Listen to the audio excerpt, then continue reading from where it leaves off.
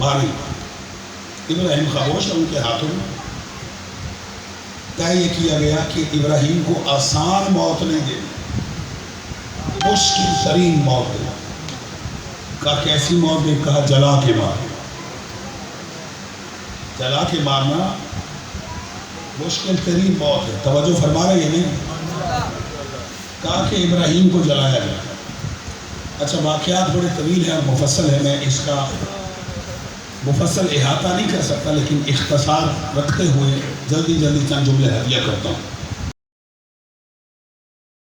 آگ جلائی گئی، مہینوں آگ جلائی گئی، اور روایت کہتی ہے میلوں آگ جلائی گئی.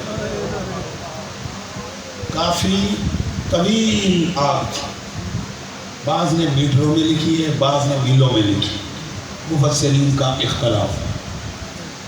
اور کافی دنوں تک اسے روشن کیا جاتا رہا. جس دن ابراہیم کو آگ میں پھینکنا تھا اس دن ساری قوم اکٹھی ہو گئی. اب ظاہر ہے اتنی تیز آگ جل رہی ہے تو اس میں ابراہیم کو کیسے پھینکا جائے؟ تو ایک منجنیق بنائی. منجنیق کے ذریعہ سے دور سے کسی کو پھینکا جاتا. ابراہیم کو منجنیق میں بٹھایا گیا اور آگ کی طرف، میری طرف متوجہ رہیے گا، آگ کی طرف پھینکا گیا. حضرت ابراہیم کو منجنیق میں ڈال دیا. جب ابراہیم، بھائی میری طرف متوجہ رہیے، جب ابراہیم علیہ السلام ہوا پر جا رہے تھے آگ کی طرف، یہ منظر ذہن میں رکھنا ہے. ابراہیم کہاں جا رہے ہیں؟ آگ کی طرف. پھینکا گیا ہے منجنیق سے، جا رہے ہیں آگ کی طرف ہوا پہ تیرتے ہوئے. کہ اتنے میں جبرائیل نے دیکھا ایک چھوٹا سا پرندہ. جہاں میں نے جملہ دینا توجہ کیجیے گا. اور اس پہ بھی مفسرین نے مختلف نام لکھے ہیں اس پرندے کے، لیکن زیادہ تر مفسرین متفق ہیں کہ یہ ہدہد تھا. ہدہد پرندہ یہ آگ کی طرف جا رہا ہے. بھائی جان توجہ کیجیے، آگ کی طرف جا رہا ہے ہدہد. جبرائیل نے اس سے پوچھا ہدہد کہاں جا رہے ہیں؟ کہا آگ بجھانے. آپ متوجہ نہیں ہے، آپ متوجہ نہیں ہے. کہا کہاں جا رہے ہو؟ کہا آگ بجھانے. کہا آگ تو پانی سے بجھائی جاتی ہے. کہا پانی ہے نا. کہا کہاں؟ کہا میری چونچ میں. مرضی آپ کی صاحبہ نے. کہا آگ میری، پانی میری چونچ میں. کہا اے ہدہد تیرے منہ میں ایک قطرہ پانی ہے، آگ میلوں میں ہے، بجھا لینا. اچھا میں ہدہد کا جواب بعد میں دیتا ہوں، لیکن یہاں ایک جملہ ہدیہ کرتا ہوں آپ کی پاکیزہ سماعتوں کی نظر، بلکہ میں جملہ بہتر کر دوں حسینی سماعتوں کی نظر. جملہ توجہ سے سماعت میں، حسینی سماعتوں کی نظر. بھائی خدا کی قسم منبر رسول پر آگ بجھانے کے لیے ایک قطرہ ہی کافی. نہیں میرا ساتھ نہیں دے سکے، نہیں سمجھ سکے، میرا ساتھ نہیں دے سکے. آگ بجھانے کے لیے ایک قطرہ ہی کافی ہے. آپ سے سوال کرتا ہوں، یہ نمرود کی آگ زیادہ خطرناک ہے یا جہنم کی؟ جہنم کی ہے. خدا کی قسم ایک قطرہ آنسو بہتا ہے حسین کے لیے، جہنم کی آگ بجھ جاتی ہے.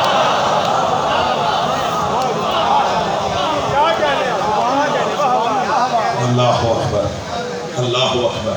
ایک قطرہ بہتا ہے، ایک قطرہ، اور اللہ جہنم کی آگ کو ٹھنڈا کر دیتا ہے. ایسا ہے نہیں؟ ایک آنسو کے عوض ملتا ہے گھر فردوس. کس قدر شبگیر نے جنت کو سستا کر دیا. توجہ ہے نہیں؟ حسینی ہو، حسینی آنسو ہو. میں غالباً پہلی مجلس میں عرض کر چکا ہوں کہ آنسوؤں کی بہت ساری قسمیں ہیں، ایسا ہے یا نہیں؟ لیکن حسینی آنسو عام ہو جاتا ہے. ایسا ہے حسینی آنسو ہونا چاہیے. اس پہ پھر کبھی بولوں گا. اب جاگے گا قبلہ، توجہ چاہیے، میری طرف متوجہ رہے بھائی جان. ہد ہد سے جبریل کہتا ہے کہاں جا رہے ہو؟ کہا آگ بجھانے. کہا آگ کہ میں نمرود کا طرفدار نہیں، میں ابراہیم کا طرفدار ہوں. حسینیوں مجلس میں اس لیے بھی آیا کرو تاکہ طرفداری لکھی جائے کہ ہم یزید کے طرفدار نہیں، حسین کے طرفدار.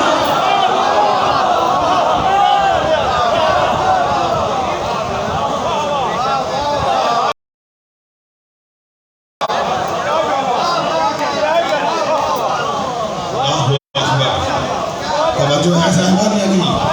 مولا آپ کو زندگی دے. اس لیے بھی مجالس میں آؤ کہ اجازت دے تو اس کی مدد کرو. اب سنیے خدا کہتا ہے جبرائیل کرو اگر یہ قبول کرتا ہے.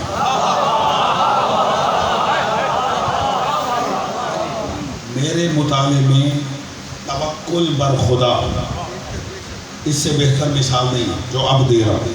حضرت ابراہیم سے لے کر کیا جبرائیل آیا حکم خدا سے، کہا کہ ابراہیم مدد کی ضرورت ہے.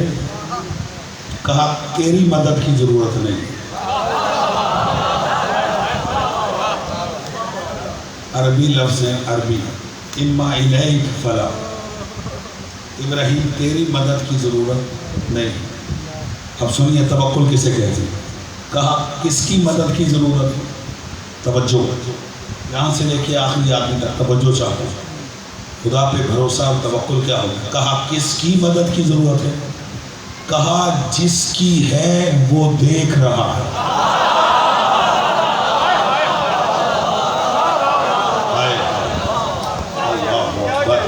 اللہ اکبر. جس کی مدد کی ضرورت ہے وہ دیکھ رہا ہے. بس ابراہیم کی زبان سے یہ جملہ نکلنا تھا، آواز قدرت آئی یا نار کونی بردن و سلاما علی ابراہیم. اے آگ سلامتی کے ساتھ ٹھنڈی ہو جائے. آگ ٹھنڈی ہو گئی، ابراہیم آگ میں پہنچ گئے، لیکن بیٹھ کے تسبیح پروردگار کرنے لگے. نہیں میرا ساتھ دینا، میں نے جملہ دینا چاہیے. جملہ دے رہا ہوں جی، توجہ کیجئے گا. یعنی آگ میں پہنچ گئے اور آگ میں پہنچ کر تسبیح پروردگار کر رہے ہیں آگ میں بیٹھ کے. قبلہ اس پوری کائنات نے 2 مرتبہ یہ منظر دیکھا. ایک ابراہیم جب آگ میں تھے اور ایک امام جعفر صادق کا صحابی جو تندور میں تھا. یہاں انہیں جگہ یہ میری بات کو سمجھے. مولا نے کہا تندور میں چلے جاؤ، پوچھا نہیں، چلا گیا. دوسرا صحابی بیٹھا ہوا تھا، کہا مولا دیکھ لیں کہیں جل نہ گیا ہو. وہ آیا، تندور سے ڈھکن اٹھایا، تسبیح ابراہیم نے بھی پڑھی، تسبیح وہ بھی پڑھ رہا تھا. کیا یا علی یا علی یا علی.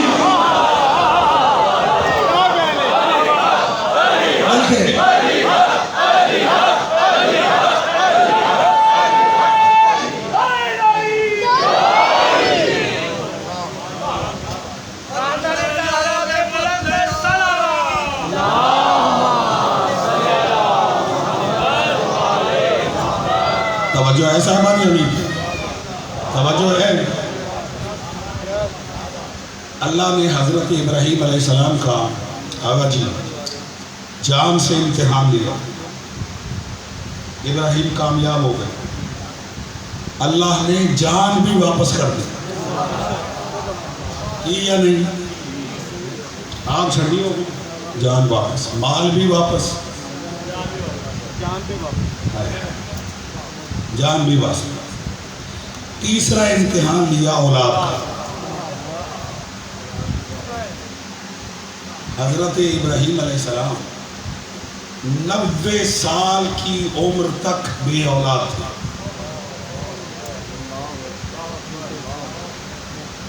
90 برس عمر ہو گئی حضرت ابراہیم کی، لیکن اولاد نہیں. لیکن اللہ نے کہا کہ ہم تمہیں اولاد دیں گے۔ 90 برس کی عمر میں اللہ نے ابراہیم کو اسماعیل دیا۔ خدا قادر مطلق ہے، خدا تو بغیر شوہر کے بھی بیٹا دے دیتا۔ حضرت عیسیٰ علیہ السلام جناب مریم سلام اللہ علیہ کو دیا، تو ابراہیم علیہ السلام کو 90 برس کی عمر میں بیٹا ملا۔ اتنی منتیں مرادیں مانی ہوئی، قرآن میں ہے اس کا تذکرہ۔ قرآن کہتا ہے فلما بلغ معہ السعی، کہ جب اسماعیل جوان ہو گئے، 90 برس کی عمر میں ملے، جوان ہوئے ہوں گے 15-16 سال کی عمر میں، تو حضرت ابراہیم کی عمر ہو گئی اس وقت 106 سال 107 سال، ٹھیک ہے، بعد میں 100 سال لکھی۔ منتوں مرادوں سے ملا ہوا بیٹا ابراہیم اسماعیل سے کہتے ہیں یا بنیا انی ارا فی المنام انی اذبحک فانظر ماذا ترى، بیٹا میں نے خواب دیکھا ہے میں تمہیں ذبح کر رہا ہوں، تیری اس بارے میں کیا رائے ہے؟ حضرت اسماعیل کہتے ہیں یا ابا افعل ما تؤمر ستجدونی انشاءاللہ من الصابرین، بابا آپ کیجئے جس کا اللہ نے آپ کو حکم دیا، آپ مجھے صبر کرنے والوں میں پائیں۔ 90 برس کی عمر میں بیٹا مل رہا ہے اور اللہ کہہ رہا ہے اس کو ذبح کر۔ اولاد کا امتحان، اولاد کا کہا کہ اس کو ذبح کر۔ حضرت ابراہیم علیہ السلام اسماعیل علیہ السلام کو ذبح کرنے کے لیے گھر سے لے کے نکلے، ٹھیک ہے، چھری اور رسی کو ساتھ لیا۔ آج بھی مینا میں، وادی مینا میں وہ مقام موجود ہے کہ جہاں حضرت ابراہیم نے اسماعیل کو لٹایا تھا، اور اس نشان کے علاوہ توجہ رکھیے گا، تھوڑا سا چہروں پہ رونق لائے، میں جملہ ہدیہ کروں گا، میں جملہ ضرور ہدیہ کروں گا۔ اس کے علاوہ مینا میں 3 مقام اور ہیں کہ جنہیں 3 شیطان کہا جاتا ہے۔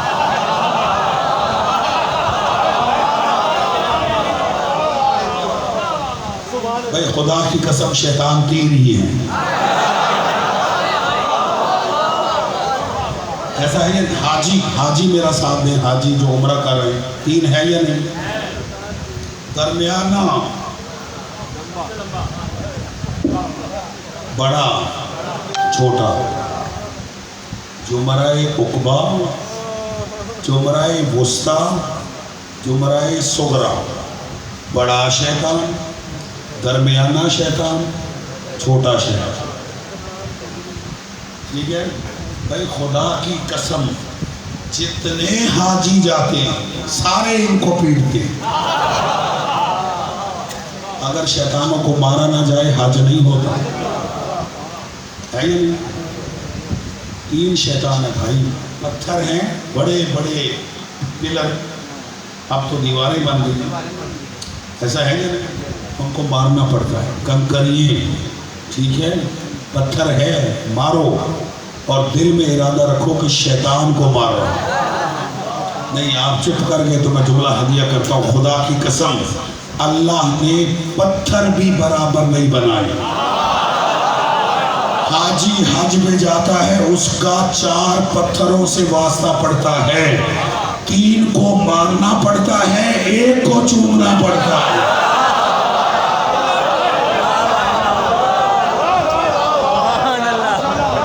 توجہ ہے یا نہیں؟ توجہ ہے یا نہیں؟ سلامت، یعنی حجر اسود کو جب تک چوما نہ جائے، میں حج کے احکام بتا رہا ہوں، ٹھیک ہے، حج کے احکام بتا رہا ہوں، توجہ فرما رہے ہیں؟ ان تینوں جگہ پہ شیطان نے حضرت ابراہیم کو، حضرت اسماعیل کو اور حضرت ہاجرہ گمراہ کرنے کی کوشش کی۔ تینوں مقامات جہاں جہاں وہ ملعون کھڑا ہوا، آج وہی شیطان بنے ہوئے ہیں۔ توجہ ہے؟ حضرت ابراہیم علیہ السلام جب لے کے نکلے، شیطان صاحب آئے، کہا ابراہیم کہاں جا رہے؟ کہا خواب دیکھا ہے، بچے کو ذبح کرنے جا رہے۔ کہا کون ہے خوابوں پہ عمل کرنے والے؟ خواب ہوتا ہے۔ جیسے اس نے یہ جملہ کہا، حضرت ابراہیم نے کہا لا حول ولا قوت الا باللہ۔ یہ بھاگا، لیکن بھاگتے ہوئے پوچھتا ہے ابراہیم کیسے پتہ چلا میں شیطان ہوں؟ کہا تو نے میرے خواب کو عام خواب سمجھا۔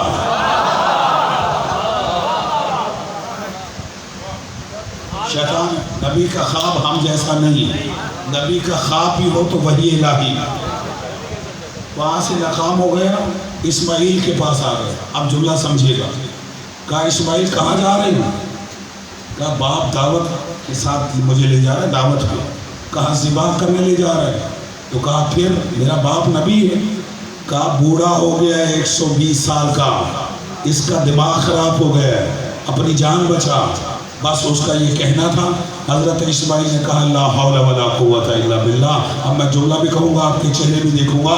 حضرت اسماعیل نے جب لا حول پڑھا تو شیطان بھاگا، لیکن بھاگتے ہوئے پوچھتا اسماعیل تجھے کیسے پتہ چلا میں شیطان ہوں؟ کہا جو نبی کے دماغ پہ حملہ کرے وہی شیطان ہوتا۔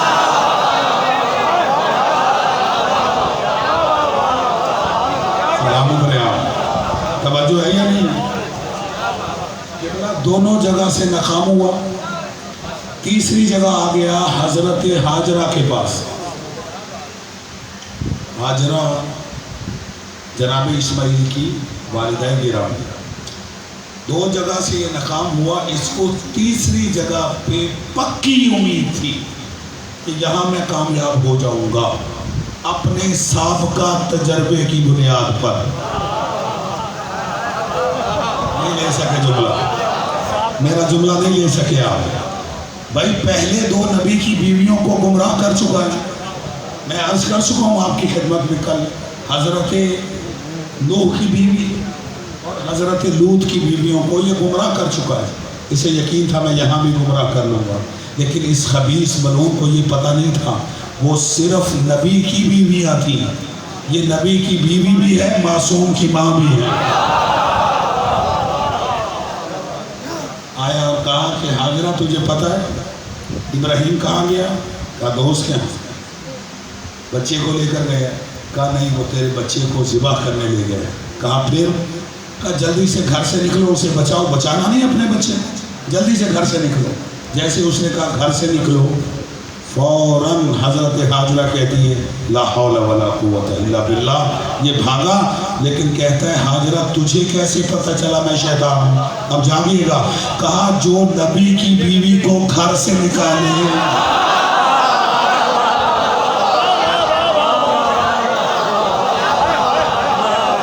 توجہ ایسے آواز یا نہیں؟ جو نبی کی بیوی کو گھر سے نکالے وہی شیطان۔ وہاں سے بھی ناکام ہو گئے۔ حضرت ابراہیم نے لٹا دیا حضرت اسماعیل کو، آنکھوں پہ پٹی باندھ لی، چھری رکھ دی گردن پہ، چھری کو چلا دیا۔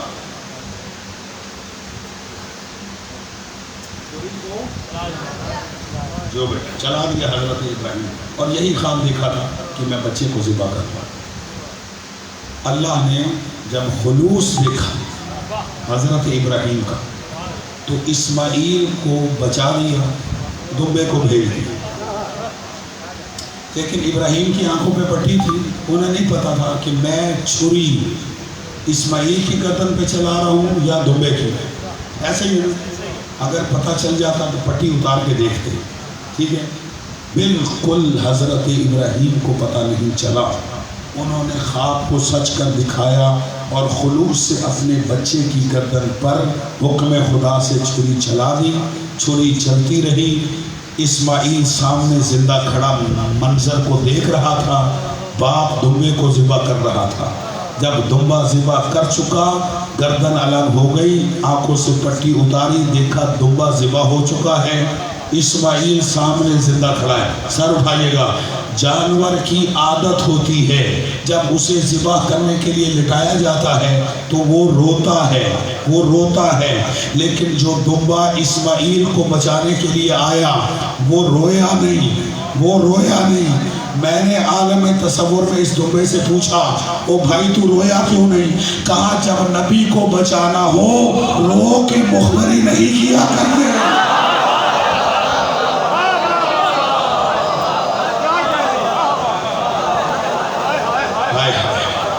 توجہ ہے صاحبان یا نہیں؟ خاموشی سے ذبح ہو گئے لیکن آواز نہیں نکالی۔ کیوں؟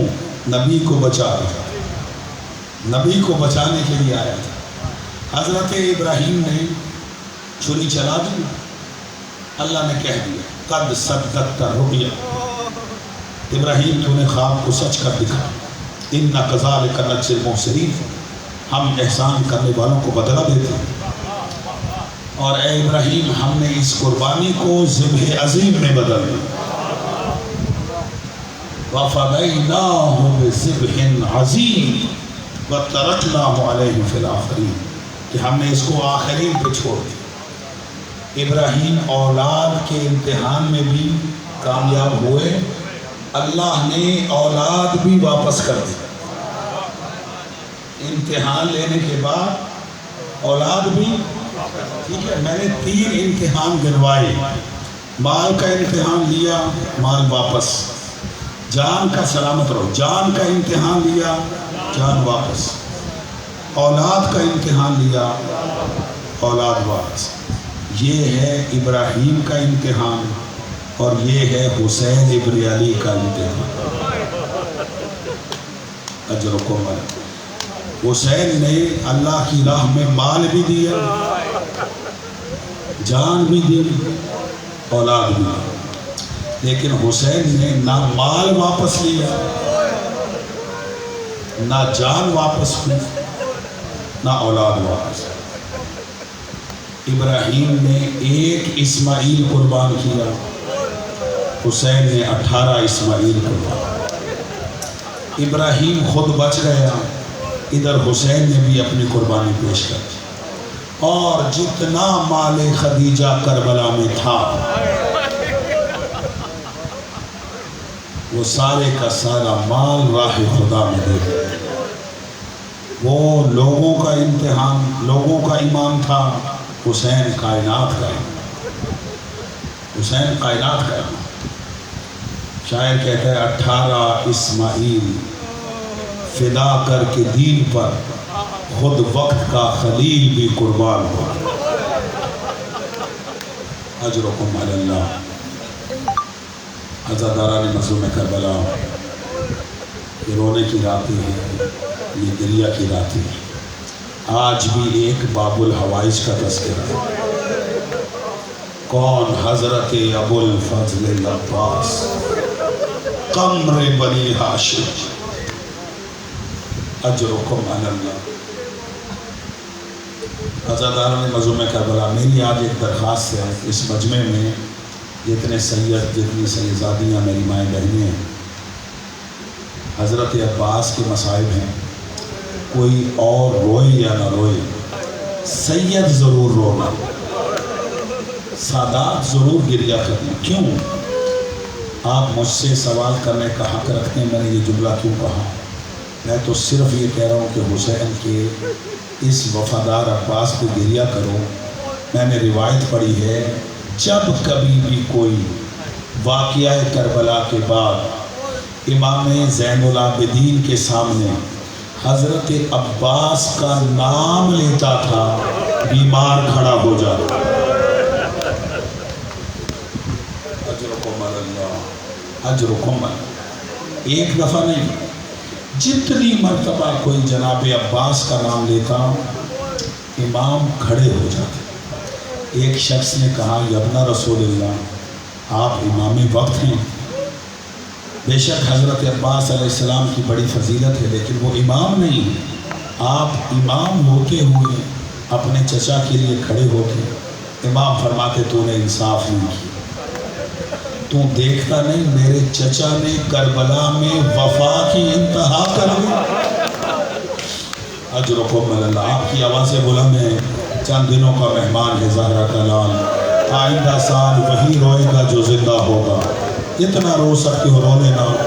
آج میں اس مجلس میں دعوت دے رہا ہوں فاطمہ زہرا کو، اس لیے کہ فاطمہ زہرا کی حسرت ہے جناب عباس کے مصائب سننا، اور سنو کہ فاطمہ زہرا کی حسرت کیا ہے۔ ایک عالم امام حسین کے روضے پر امام حسین کی شہادت پڑھ رہا تھا، جس طرح آپ رو رہے ہیں، مومنین و مومنات زار و قطار رو رہے تھے کہ یکا یک مجمع میں سے ایک سیاہ برقعے والی بی بی کھڑی ہوئی اور آ کر خطیب سے کہنے لگی، خطیب تیری مجلس کو سننے حسین کی ماں آئی ہوئی، اجرکم اللہ اجرکم اللہ۔ اور حسین کی ماں کہتی ہے آج مجھے میرے بچے کی شہادت سنا۔ کہا میں تو حسین کی شہادت پڑھ رہا ہوں۔ کہا بی بی فرما رہی ہے میری مراد حسین نہیں عباس ہے، اجرکم اللہ۔ اور رونے والے مومنین کو جب شہادت پڑھنا اتنا ضرور بتانا کہ جب کوئی گھوڑے سوار گھوڑے سے اترتا، اجرکم اللہ اجرکم اللہ، تو وہ اپنے بازوؤں کے سہارے سے اترتا، لیکن ہائے جب میرا عباس گھوڑے سے گرا، اجرکم اللہ اجرکم اللہ۔ مولا میرا اور آپ کا شمار رونے رلانے والوں میں کرے، جو جو حاجتیں لے کر آئے ہیں پروردگار باب الحوائج حضرت عباس کے صدقے میں آپ کی حاجات کو قبول فرمائے۔ امام زین العابدین نے کہا کہ تو نے انصاف نہیں کیا، تو دیکھتا نہیں میرے چچا نے وفا کی حد کر دی۔ اس سائل نے کہا یبنا رسول اللہ، کربلا میں تو ہر شہید نے وفا کی، ہر شہید نے حسین پہ جان قربان کی ہے۔ امام نے فرمایا جملہ سنیے گا، جو جملہ سن کے رونے کے عادی ہیں، جملہ ان کی نظر کرتا ہوں۔ امام زین العابدین نے فرمایا تو درست کہتا ہے، ہر شہید نے وفا کی ہے، لیکن اس وقت تک جب تک شہید زندہ رہا، میرا چچا وہ ہے جنہوں نے شہادت کے بعد بھی وفا کی، اجرکم اللہ اجرکم اللہ، شہادت کے بعد بھی وفا کی ہے۔ اس نے ہاتھ باندھے، کہا مولا شہادت کے بعد کیسی وفا؟ اب جملہ سنیے گا زادارو۔ امام زین العابدین فرماتے تو دیکھتا نہیں کہ 11 محرم کو ہر شہید کا سر نوک نیزہ پہ بلند ہوا، لیکن میرے چچا کا سر نوک نیزہ پہ بلند نہ ہوا۔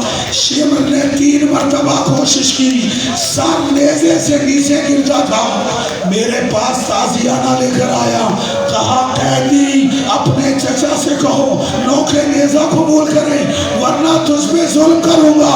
تو میں نے چچا سے کہا چچا آپ کا سر نوک نیزہ قبول نہیں کرتا، کیوں؟ سنو گے عزادارو، کہا اس وقت میرے چچا کے لب ہلے، آواز آئی سجاد میں کیسے نوک نیزہ پہ بلند ہو جاؤں؟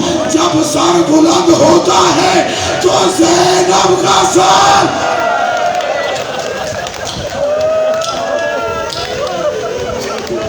اجرکم اللہ اجرکم اللہ، تو زینب کا سر کھلا ہوا نظر آتا ہے، زینب کا سر برہنہ نظر آتا ہے۔ عزادارو جناب عباس رخصت آخر کے لیے حسین کے پاس آئے، کہا مولا مجھے بھی اجازت دے دیں۔ امام حسین نے کہا عباس تجھے کیسے اجازت دوں، تو میری فوج کا علمدار ہے، او غازی کا علم اٹھانے والوں، علم کا نام آیا نظر شمالا و یمینا۔ عباس نے کربلا میں بکھرے ہوئے لاشوں کو دیکھا، کہا مولا وہ فوج کہاں ہے؟ اجرکم اللہ اجرکم اللہ، مولا وہ فوج کہاں ہے جس کا عباس علمدار ہے؟ کہا نہیں عباس، جب تک تیرے علم کا پھریرا فضا میں لہرا رہا ہے، بیویوں کو ڈھارس ہے، ہمارا پردے بچانے والا موجود ہے، بچوں کو آس ہے، ہمارا پانی پلانے والا موجود ہے۔ عباس تم چلے جاؤ گے، بچوں کی آس ٹوٹ جائے گی۔ میری طرف دیکھے گا عزادارو، مایوسی کے عالم میں عباس پلٹے یا ایک مرتبہ خیمے سے جناب سکینہ نکلی، چچا کے پاس آئی، کہا چچا میرا اصغر بڑا پیاسا ہے، مجھے 2 گھونٹ پانی دے دے۔ کہا سکینہ مشق لے کر آؤ، سکینہ مشق لے کر آئی۔ میری طرف دیکھنا، عباس نے سکینہ کو اٹھایا، لے کے وہاں آئے جہاں کربلا کی زمین پر حسین بیٹھے ہوئے تھے۔ حسین نے عباس اور سکینہ کو آتے ہوئے دیکھا، کلمہ پڑھا، انا للہ اجرکم علی اللہ۔ ماتم عزادارو ماتم کرو، یہ رونے کی راتیں ہیں، گریہ کی راتیں ہیں۔ انا للہ و انا الیہ راجعون۔ عباس قریب آئے، حسین نے 2 جملے کہے، ایک جملہ عباس سے کہا، ایک جملہ سکینہ سے کہا۔ سن لو گے عزادارو، عباس سے کہا، عباس میں سمجھ گیا تو میری بیٹی کو سفارش بنا کے لایا، جا میں نے تجھے اجازت دی، پیاسوں کی پیاس بجھاؤ۔ اولاد والوں سنو گے، سکینہ سے کیا کہا؟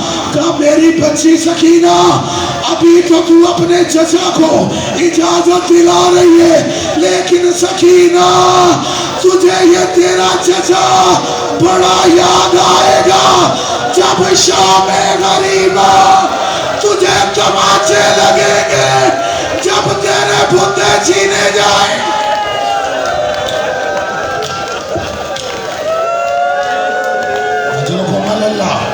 اللہ ان آوازوں پہ رحم فرمائے جو حسین کے غم میں بلند ہوتی ہیں۔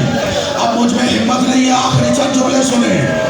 عباس کو پانی لانے کی اجازت ملی، عباس نے علم اٹھایا، مشک اٹھائی، فرات پہ پہنچے، پانی مشک سے بھرا، گھوڑے کو ایڑ لگائی، گھوڑا جتنی جلدی ہو سکتا ہے مجھے خیمے میں لے جا۔ میری طرف دیکھے گا، جب عباس فرات کی طرف گئے، سکینہ 40 چھوٹے چھوٹے بچوں کو لے کر خیمے کے دروازے پہ کھڑی ہو گئی، علم پہ نگاہ کی، کہتی ہے بچوں اطمینان رکھو، ابھی میرا چچا پانی لے کر آئے گا۔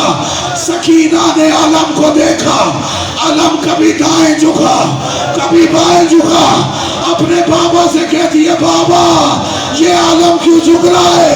کہا سکینہ میرے بھائی کے بازو قلم ہو گئے، خالی علم آیا، سکینہ لپٹ گئی، بابا علم تو آ گیا، میرا علمدار نہیں آیا۔ سکینہ تیرا علمدار۔